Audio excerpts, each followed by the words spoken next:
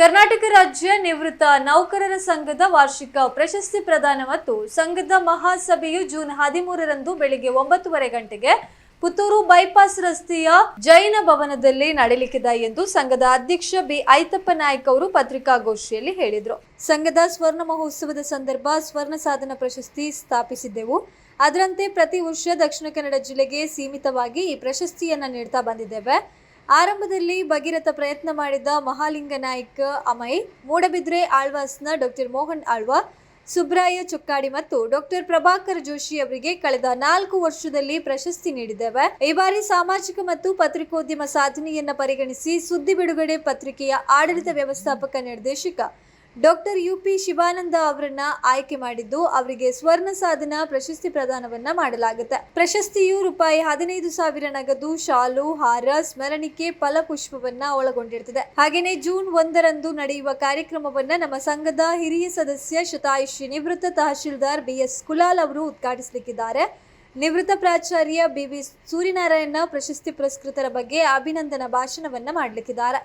ಕರ್ನಾಟಕ ರಾಜ್ಯ ಸರ್ಕಾರಿ ನೌಕರರ ಸಂಘದ ಅಧ್ಯಕ್ಷ ಶಿವಾನಂದ ಆಚಾರ್ಯ ಮುಖ್ಯ ಅತಿಥಿಯಾಗಿ ಉಪಸ್ಥಿತರಿರುತ್ತಾರೆ ಎಂದು ಹೇಳಿದರು. ಸಾಧಕರಾದ ಪುತ್ತೂರು ಕನ್ನಡ ಸಾಹಿತ್ಯ ಪರಿಷತ್ ಅಧ್ಯಕ್ಷ ಉಮೇಶ್ ನಾಯ್ಕ, ಮಹಿಳಾ ಯಕ್ಷಗಾನ ಕ್ಷೇತ್ರದ ಸಾಧಕಿ ಪ್ರೇಮಾ ಕಿಶೋರ್, ಸಾಧಕ ವಿದ್ಯಾರ್ಥಿಗಳಾದ ಕುಮಾರಿ ಕೀರ್ತಿ, ಕುಮಾರಿ ಶಮಿಕಾ ಅವರನ್ನ ಸನ್ಮಾನಿಸಲಾಗುವುದು ಎಂದು ಬಿ ಐತಪ್ಪ ನಾಯ್ಕ ಅವರು ಹೇಳಿದರು. ಸಂಘದ ಶಾಶ್ವತ ನಿಧಿಗೆ 25,000ದಂತೆ ದೇಣಿಗೆ ನೀಡಿದ ಸಂಘದ 3 ಸದಸ್ಯರನ್ನ ಮತ್ತು ಸಂಘದ ಸದಸ್ಯರು ಕಾರ್ಯಕ್ರಮ ಉದ್ಘಾಟಕರು ಆಗಿರುವ ಶತಾಯುಷಿ ಬಿಎಸ್ ಕುಲಾಲ್ ಅವರೊಂದಿಗೆ 90 ವರ್ಷ ಪ್ರಾಯ ದಾಟಿದ 12 ಜನ ಹಿರಿಯ ಸದಸ್ಯರಿಗೆ, 85 ವರ್ಷ ಪೂರ್ಣಗೊಂಡ 12 ಮಂದಿ ಸದಸ್ಯರಿಗೆ, 80 ವರ್ಷ ಪೂರ್ಣಗೊಂಡ 13 ಜನ ಸದಸ್ಯರಿಗೆ ಹಾಗೂ 75 ವರ್ಷ ಪೂರ್ಣಗೊಳಿಸಿದ 27 ಮಂದಿ ಸದಸ್ಯರನ್ನ ಸನ್ಮಾನಿಸಿ ಅಭಿನಂದಿಸಲಾಗುತ್ತದೆ. ಇನ್ನು ಮಧ್ಯಾಹ್ನ ಸಂಘದ ವಾರ್ಷಿಕ ಮಹಾಸಭೆಯು ನಡೆಯಲಿದೆ ಎಂದು ಬಿ ಐತಪ್ಪ ನಾಯ್ಕ ಅವರು ಹೇಳಿದರು.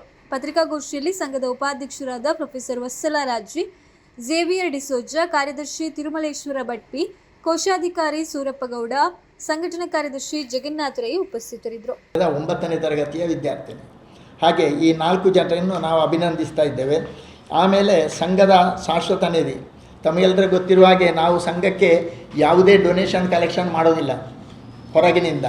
ಕೇವಲ ನಿವೃತ್ತ ನೌಕರರಿಂದ ಮಾತ್ರ ಸಂಘದ ಸದಸ್ಯರಾಗಿದ್ದುಕೊಂಡು ಇರುವವರಿಂದ ಮಾತ್ರ ನಾವು ಕಲೆಕ್ಷನ್ ಮಾಡಿ ಈ ಸಂಘದ ಅಭಿವೃದ್ಧಿಯನ್ನು ಮಾಡ್ತಾ ಇದ್ದೇವೆ. ಆ ನಿಟ್ಟಿನಲ್ಲಿ ಸಂಘದ ಶಾಶ್ವತ ನಿಧಿಗೆ ಡೊನೇಷನ್ ಕೊಟ್ಟವರು ಈ ವರ್ಷ 3 ಜನರಿಗೆ ನಾವು ಅಭಿನಂದನೆಯನ್ನು ಮಾಡ್ತೇವೆ. ಅದು ಒಂದು ಶ್ಯಾಮರಾವ್ ಎಸ್ ಅಂತ ನಿವೃತ್ತ ಉಪನ್ಯಾಸಕರು, ಇನ್ನೊಬ್ಬರು ಶ್ರೀಮತಿ ಭಾನುಮತಿ ನಿವೃತ್ತ ನೌಕರರು ಸಮಾಜ ಕಲ್ಯಾಣ ಇಲಾಖೆಯಲ್ಲಿ, ಇನ್ನು ಬಿ ರಾಮಣ್ಣ ನಾಯ್ಕ ನಿವೃತ್ತ ಉಪ ತಹಶೀಲ್ದಾರರು. ಈ 3 ಜನ 25,000 ಕೊಟ್ಟಿದ್ದಾರೆ. ಅವರಿಗೆ ಅಭಿನಂದನೆ ಮಾಡಲಿಕ್ಕುಂಟು. ಆಮೇಲೆ ಕುಲಾಲರಿಗೆ ಸನ್ಮಾನ ಇದೆ. ಇನ್ನು ಎಲ್ಲ ಸಂಘಗಳಲ್ಲಿ ನಿವೃತ್ತ ನೌಕರರ ಸಂಘದಲ್ಲಿ 75 ವರ್ಷ ಆದ ಕೂಡಲೇ ಒಂದು ಸನ್ಮಾನ ಮಾಡ್ತಾರೆ. 75 ಆದ ಮೇಲೆ ಅಲ್ಲಿಗೆ ನಿಲ್ಲಿಸಿಬಿಡ್ತಾರೆ. ಒಂದು ಸನ್ಮಾನ ಕೊಟ್ಟು ಮತ್ತೆ ಎಷ್ಟು ಅವರಿಗೆ ವರ್ಷ ಆದರೂ ಗೊತ್ತಾಗೋದಿಲ್ಲ.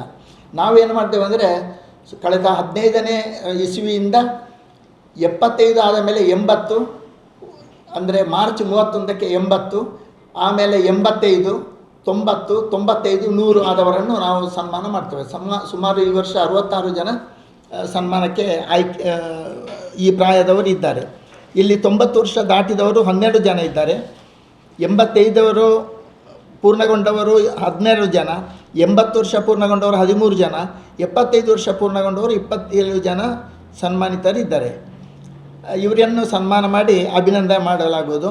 ಅಪರಾಹ್ನ ಸಂಜೆ ಊಟ ಆದ ಬಳಿಕ, ಬೆಳಿಗ್ಗೆ ಉಪಹಾರ ಇದೆ, ಮಧ್ಯಾಹ್ನ ಊಟ 1 ಗಂಟೆಗೆ. ಅಂದರೆ ನಾವು 1 ಗಂಟೆಗೆ ಸರಿಯಾಗಿ ಊಟವನ್ನು ಇಟ್ಟುಕೊಂಡಿದ್ದೇವೆ. ಯಾಕಂದರೆ ಎಲ್ಲರೂ ಡಯಾಬಿಟೀಸ್, ಇನ್ನು ವೀಕ್ನೆಸ್, ಔಷಧಿ ಎಲ್ಲ ಇರುವವರು, ಎಲ್ಲರೂ ವಯೋವೃದ್ಧರು. ಆದ ಕಾರಣ 1 ಗಂಟೆಗೆ ಊಟ ಮಾಡಿದ ಮೇಲೆ ಮಹಾಸಭೆ ಮುಂದುವರಿಯುತ್ತದೆ. ಅಲ್ಲಿ ಮಹಾಸಭೆಯಲ್ಲಿ ವಾರ್ಷಿಕ ವರದಿ, ಲೆಕ್ಕಪತ್ರಗಳನ್ನಿಟ್ಟು ಟರಾವುಗಳನ್ನೆಲ್ಲ ಮಂಡಿಸಿ ಅಲ್ಲಿಗೆ ಮಹಾಸಭೆ ಪೂರ್ಣಗೊಳ್ಳುತ್ತದೆ. ಈ